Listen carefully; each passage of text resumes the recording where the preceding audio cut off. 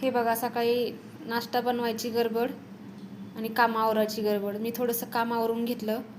नंतर मी एका मिक्सरच्या भांड्यामध्ये वाटाणा घालायचा, हिरवी मिरची घालायची, थोडंसं लसूण आणि जिरं घालून बारीक करून घ्यायचं, पाणी टाकून पेस्ट बनवायची. एक कांदा चिरून घ्यायचा बारीक, एक टोमॅटो चिरून घ्यायचा बारीक. वाटण बनवायला लागले तोपर्यंत लाईट गेली, मग तोपर्यंत आपलं कांदा टोमॅटो चिरून घेतलं. आता हे बघा, लाईट आली, मी बारीक करून घेतलं.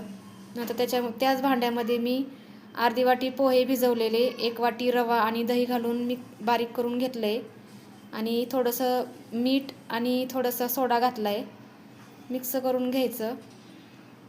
ते शूट करायचं राहून गेलं म्हणून दाखवलं नाही. आता हे बघा, असे मस्त आपले डोसे तयार करून घ्यायचे.